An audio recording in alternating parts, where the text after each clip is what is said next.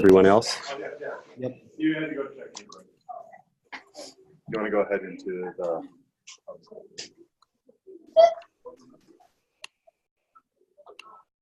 I can't mute Barb.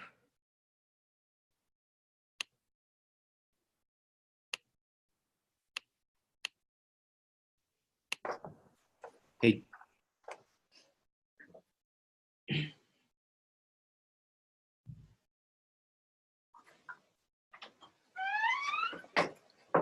Do I need to flip the camera? Does he do that or what?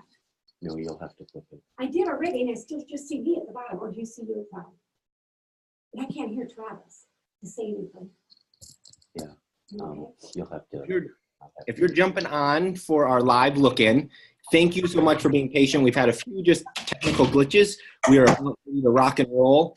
Darren, real quick here, buddy. I can't mute the iPad in the daily dish room.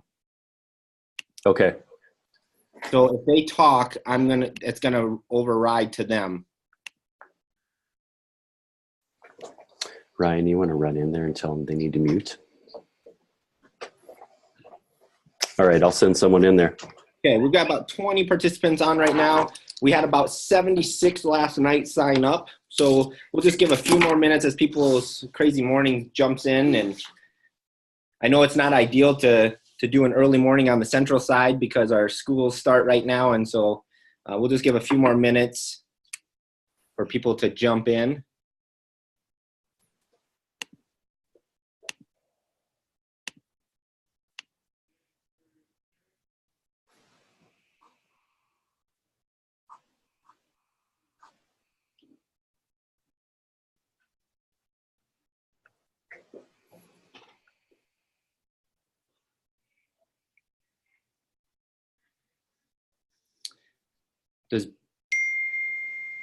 Let's start, Darren, and we'll see what happens here, okay? Okay. All right, NASSP welcomes you to the launch of our live look-ins.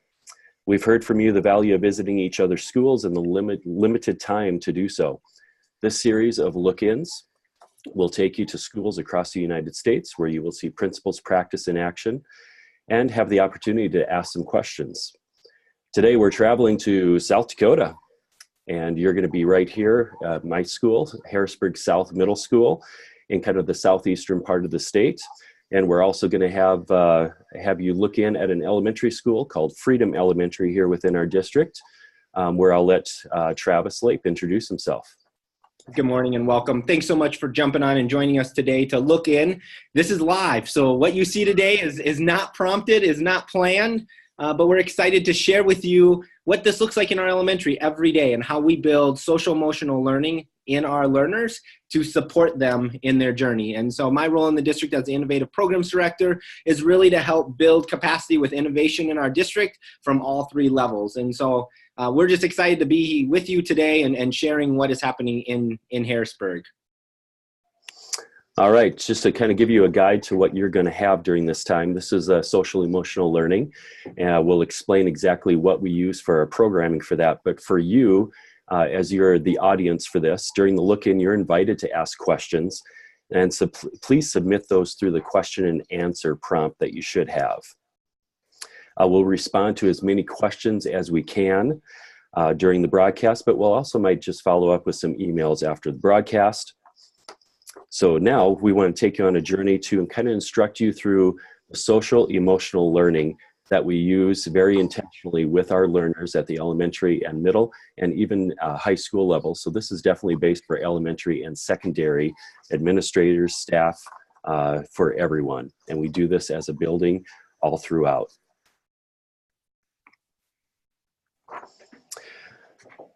So the Habits of Mind is a framework that has 16 different traits to it.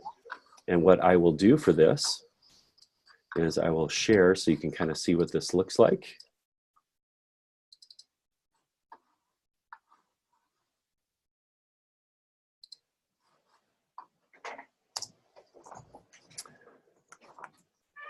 So there you see the habits of mind that we use. And the creators of the habits of mind are Bina Kalik and Arthur Costa. And so you have 16 different tiles that you're looking at right now. What we do as a district, and you just need to take things and apply it to how you think it's best for you, is we take one tile per month. Sometimes it's just chosen, then we think it's what's best.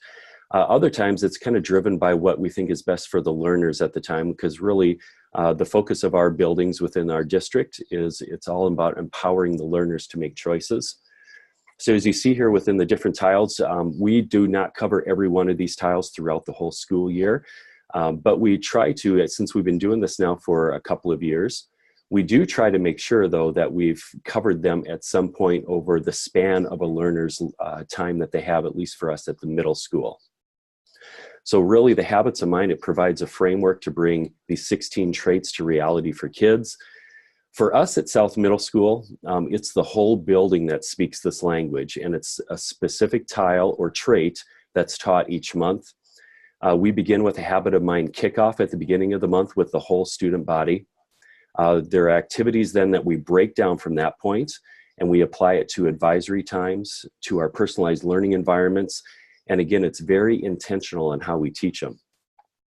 Our personalized learning cohorts, which you take your 4 main core content areas within our cohort, and basically our kids get to schedule their day each day, so they don't have a set schedule for the year. It's based on the offerings. That's what's best for their learning.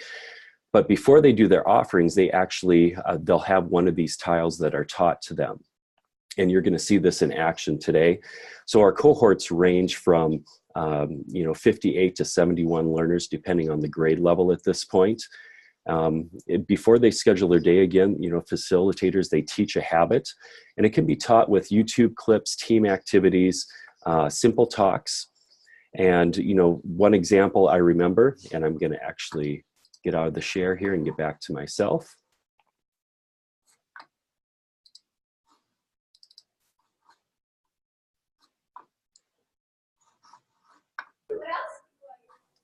And one of the main activities for this was, I remember one time there was a 6th grade daily dish going on. We had some visitors here kind of checking things out with our personalized learning.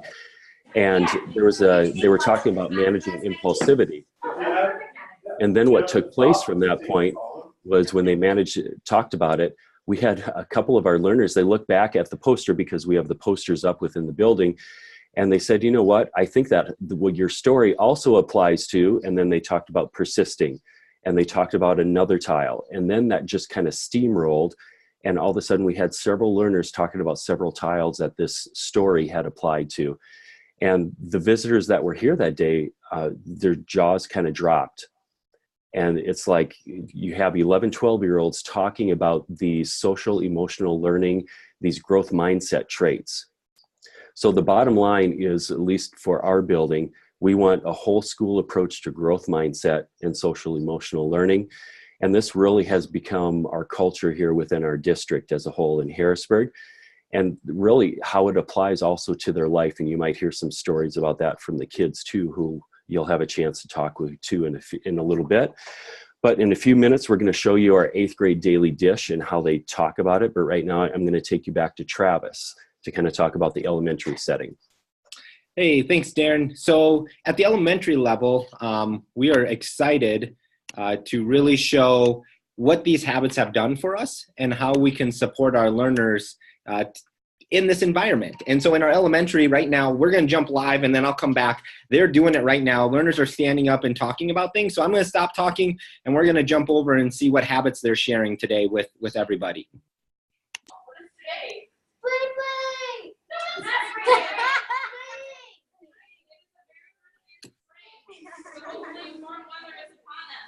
So who has some random habits of mind to use as it gets nice outside? Wow.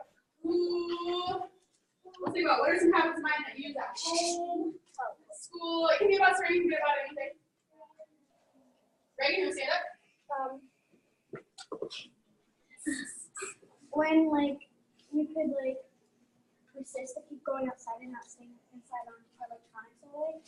Oh, I like that one. Kendall, stand up, honey. How do you do that?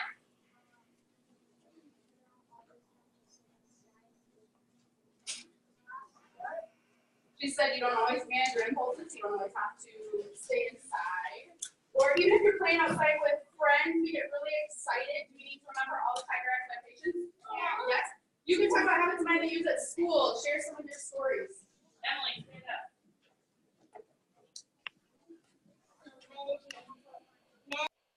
So as you see, our learners really have started to share and spotlight really the habits that they're using. Today, our microphone that we had using yesterday that worked perfect in our tech run is not working today. So you didn't get to hear all of it, but they stand up, they share their habit that they're using. Sometimes it's the habit they're using in their classroom. Sometimes it's the habit that they've used outside of school.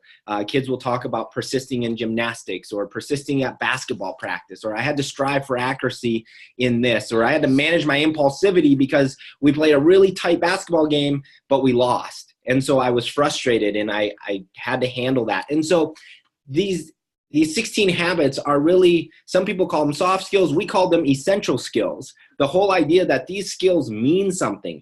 We need to make sure that we're instilling these essential skills in our learners every day. And so at the elementary level, we gather every morning just like this, 94 learners all together. In this same building, as the building culture, the principal, they usually pick one habit a month to focus on. And so each time, each school in our district does it a little different. Most of them focus on one habit a month, but in our personalized learning environments, like what you just saw, we focus on the 16 every day, because we believe these habits are things that we need to constantly revisit and support our learners with to make sure that they're making good choices for their learning, but also empowering them to drive their learning. We talk about learner-centered and wanting learners to drive it. Well, the only way we can do that is by instilling these 16 habits. I'm going to send it back over to Darren, and we're going to jump into his 8th grade daily dish and really see how our middle school now takes what we do at the elementary and really enhances it forward.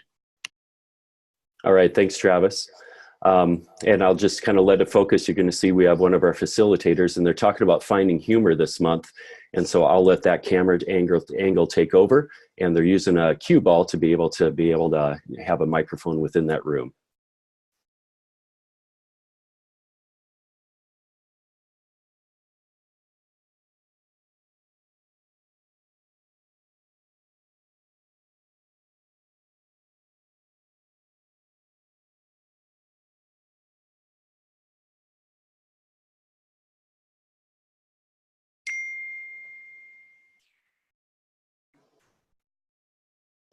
All right, so I'll kind of keep moving from this point so you can see this is, like I talked about, one of our personalized learning environments. They start out in what we call kind of their community time. It's a chance to kind of build family. And you can see the facilitator, finding humor is what we chose for March. And part of the reason is March is one of the toughest times for, not just for adults, for staff, but also for kids. And as they're going through here, they're doing an activity about finding humor. And this is something that they do very intentionally. They're probably sharing stories, talking about certain items. And if you look what the facilitator, he's holding a cue ball, which is kind of like a microphone. And we're struggling with the audio on this. But what he does then to figure out who's going to be talking or sharing after that, he just tosses that to them. And then they kind of do a share out. And the share outs, the shout outs, we do that quite often within our personalized learning environment. All right. At this time, we also have some learners that are here with us, and I saw there were a couple with Travis there, and I have a couple of them here in my office too. So Travis, I'll let you start out, and then we'll kick it back over to us. Thanks, Darren. So I have 2 learners with me. I'm going to get them into the shot here because they're the stars of the show. And I'm going to just ask them a few questions. If you have questions for them or you still have questions about what you've seen this morning, please just shoot that into the Q&A box and we'll talk through that. But I have 2 learners here. Learners, will you share just your first name with everybody? My name is Isabella. Isabella? I'm Jack. And Jack. So I have Isabella and Jack. Isabella and Jack, could you talk a little bit with our viewers a little about the habits of mind and maybe what habit do you use every day at Freedom Elementary? Well, every day at Freedom Elementary, I usually try to work on persisting to work hard and get my work done. Jack, which habit do you have to use quite often?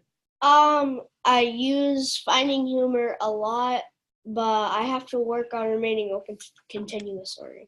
Okay, so let's talk about that. Open to continuous learning. What does that mean? It's that it's kind of like persisting. You keep trying, you keep learning, and you just don't stop till you get it. Don't stop till you get it. Isabel and Jack, there was a question that came in from Cynthia. She says, do you feel learning these habits helps students treat each other more kindly? And does that lead to less bullying? Kind of. Talk through that. Well, Like- sometimes it helps, but there are going to be those few kids who don't really. But most of the time, it really, really does help.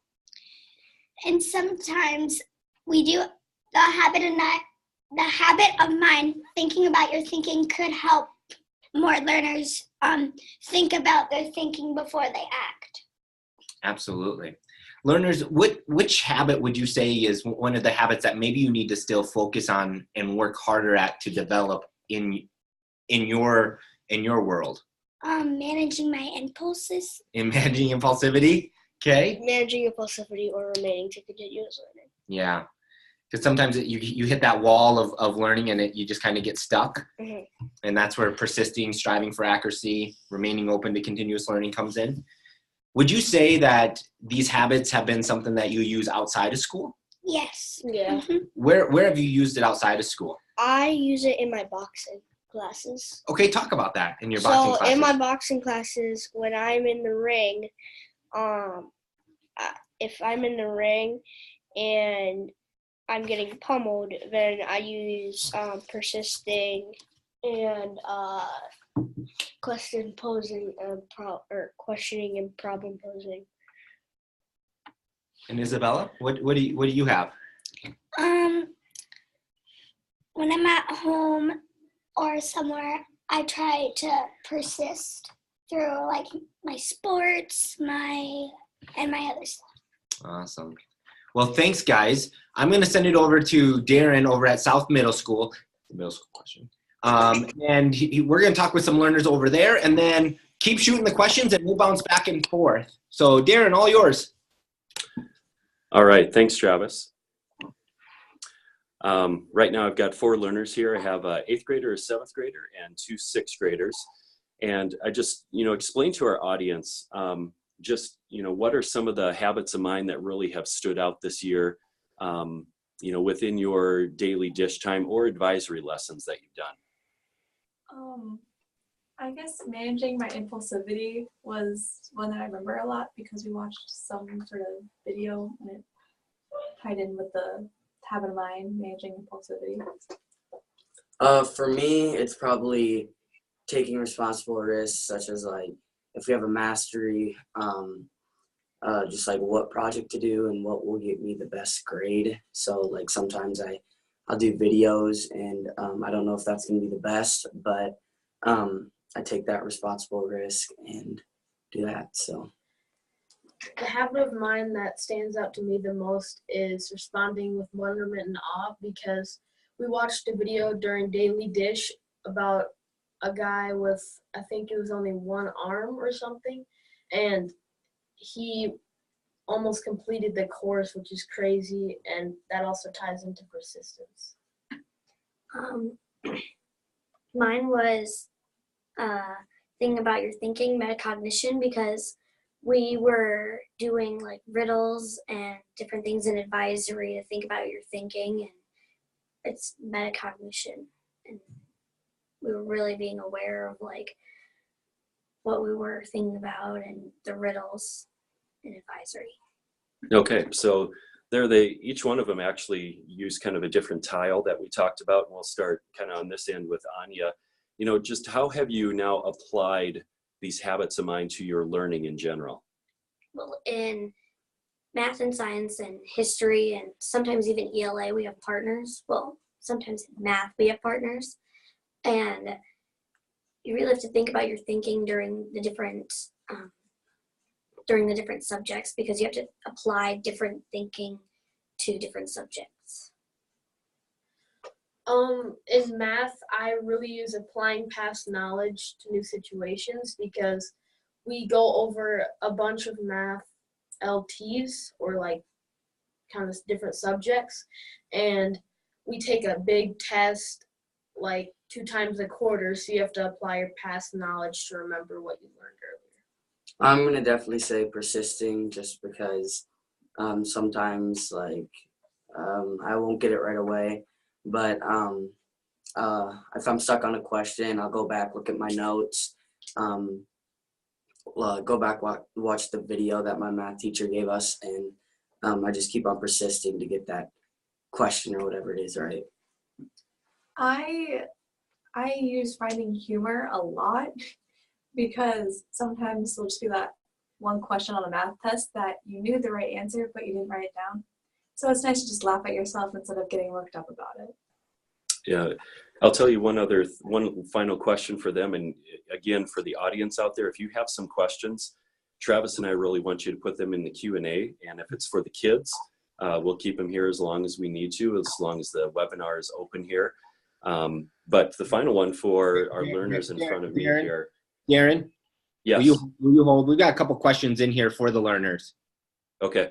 One here is, at the middle school level, do you feel like the habits of mind is relevant to what you have going on in your life right now?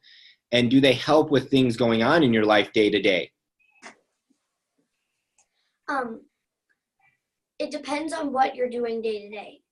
Different ones help for different activities. Like I'm in competitive dance and cheer, and I really have to manage my impulsivity when someone is talking about the wrong thing, like they're doing something wrong in the routine, and I have to manage my impulsivity not to get mad at them. I use, like, there's at least one habit of mine each day that you'll use. Like most of mine for sports, like football, is thinking flexibly because coaches are always adding new plays to the playbook, so you've got to think flexibly and manage your impulses. I'd say thinking interdependently, just because I play hockey and that's a team sport. So when a teammate messes up, or even when I do, I just have to encourage them and give them feedback on like what they could do better, or if they have feedback for me, I just have to listen and take that. So I use taking responsible risks quite a lot, because if there are like 2 plays I want to try out for both at the same time, I have to think about which one would either benefit me more or which one I would, have more fun in doing. And so I take that responsible risk and maybe choose a different one that I wouldn't normally do.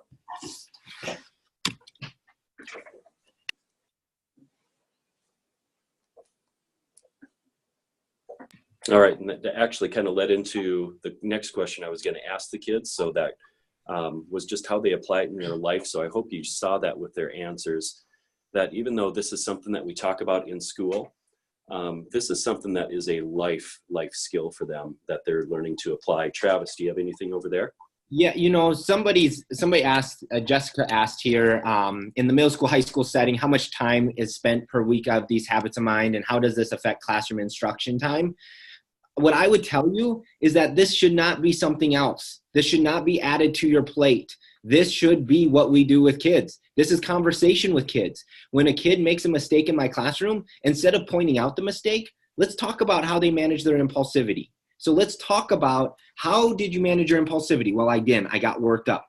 Okay, what did you do? Process with them. When a learner asks, can I go to the bathroom, just after you let everybody go to the bathroom, don't say no. Ask them, is it best for your learning? It's about changing our language with our learners and getting them to be self-reflective on these social emotional learning pieces. When a learner is struggling, ask them, how are you thinking flexibly about this? Or how are you going to persist?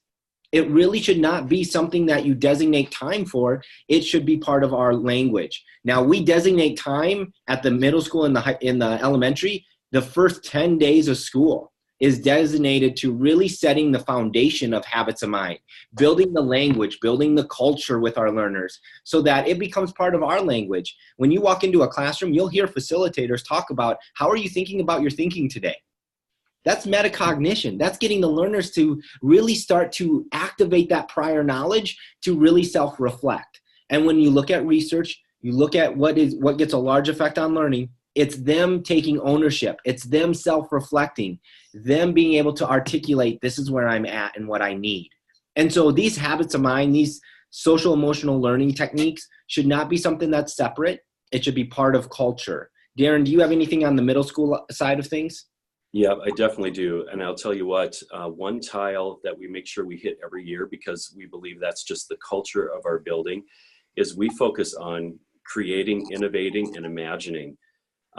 If we feel like we've gotten to a point where things feel kind of stale, we make sure that that's very intentional. And our kids talk it all the time. There was one year where kids left notes about what they remember about facilitators, about their principals here at in the school. And it was funny because a lot of the comments were, I remember that I'm supposed to be creative. And I think that's kind of funny that, you know, the kids, if you speak the language, they're going to do it. And I think when we talk about being very intentional, that's what we mean. You need to be very intentional. If this is what you believe for your culture, you need to speak it, and you need to help them understand how to make it a reality. Darren, here's another question. These two go together. The same person. Somebody put it in the chat and in the Q&A. Robbins asked, I'm wondering how teachers implement social emotional learning and the habits of mind into their lesson planning. Do they include habits and social emotional competencies in their learning objectives? What does that look like at the middle school level? Let me flip back over. You know, I was doing an observation recently, and we had just started talking about thinking interdependently.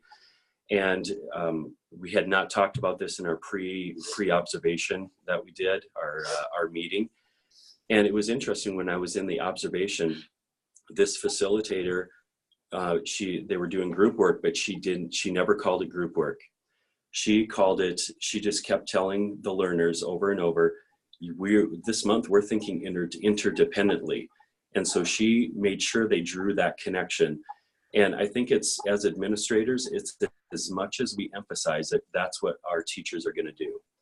And so if you want something emphasized, just kind of what I talked about with culture, that has to be something, if you're going to emphasize it, make sure you're finding ways that they follow through with it. That's probably the most prominent example I can think of here. How long has the district been using the habits of mind? And how did you go about introducing them to your staff is another question. We've kind of been doing this now for 3 years. 3 years ago, when we started our elementary and middle school personalized learning cohorts, we knew we had to change their mindsets. We knew we had to rewire some learning ideas, because too often they were just told everything, and they just waited on the teacher to give them everything they needed. We had to help the learners understand, what does learning look like? How do I advocate for myself? When I get stuck, what do I do? What tools do I have to help me get unstuck? So 3 years ago, we introduced this just at a ground level of our personalized learning cohorts. It went so well, and our learners really latched on. I mean, a story I share all the time is I had a dad call me at Christmas time our first year and said, you know, I don't know what's happening in school right now, but my daughter, over Christmas break, I was putting together an IKEA table, and I wasn't getting it put together very well. I had some choice words. I was getting frustrated. He goes, and my 7-year-old daughter walks up to me and goes, Dad, you need to persist and manage your impulsivity to get this completed. And he's like, that stood out to me. My 7-year-old understood what I was feeling and what I needed, and she comes over and articulates exactly that. And he goes, it changed my mindset and how I did it. So 3 years ago, we just did it organically. We just took the leap. We said, hey, we know this is what's best. Here's the 16 habits. How are we going to teach it? We'll send a folder with some resources in it that we use. You're welcome to have that and see what it does. There's activities already aligned to habits. There's videos out there that are already aligned to habits. With ASCD, Wonder Groove has a elementary video set that's incredible. And so I would just encourage people to start to learn about it, dig into it. So 3 years ago, we started it. And then after that first year, our district level administration said, this is something that we need school-wide, district-wide. And so then we did an all-staff gathering at one of our back to schools, and we talked through different habits. And then that's when we encourage buildings to think about how to implement it in their building that works best for them. And that's where I'll kick it over to Darren, and he can share again a little bit about how his building does it, because each building structures it a little different based on their culture and their need. Yeah, I think the only thing really to add with that, because Travis is spot on with everything, is you got to start with the adults in the building. They have to have some kind of buy-in to really see what the benefit is. But for us, a big driving force was our personalized learning environment that we're creating. Because if you're talking about empowering kids to make more decisions, you need to have kind of a framework that supports that. And for us, the Habits of Mind have been the perfect framework to support just how do you make decisions? How do the kids use the language all the time, how they advocate for themselves. And that really, it all comes down to this. I just heard it this morning on a podcast. If both sides are holding on to the rope, someone's got to let go. And for us as adults, we have to let go a little bit so that they can understand what it's going to be like to persist, what it's going to be like to take a responsible risk, the failure that can come from it, but then also receiving the feedback. So those are just critical pieces. As adults, we have to buy in, and the kids are, their learning can be off the charts if you can open up that environment for them. I think at this point, I've got 4 kids here that probably need to get back to class. So last chance here, if you have questions specific for our learners, please make sure you put that in the Q&A right now. Otherwise, I'll probably send them back here.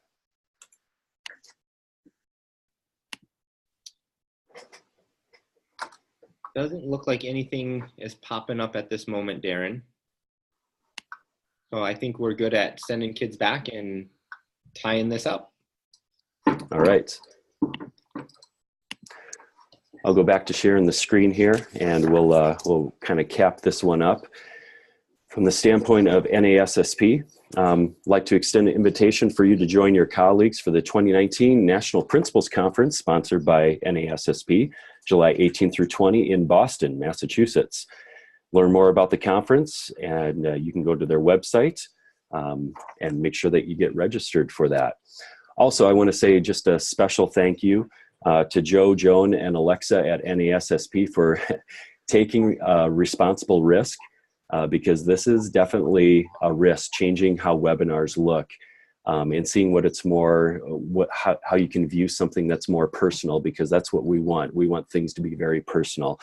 So a special shout out to them, and just taking a chance on changing a concept of webinars. I know for me, I dread just kind of viewing a slideshow the whole time. So it's always nice for me to see some things as live as possible. And also, we would appreciate your feedback from this. So at some point, if you have some feedback on how to make this better, there are a lot of moving parts with this. And so hopefully you saw the benefit for this social emotional learning, and you'll see the benefit of future live look-ins that we might do through NASSP.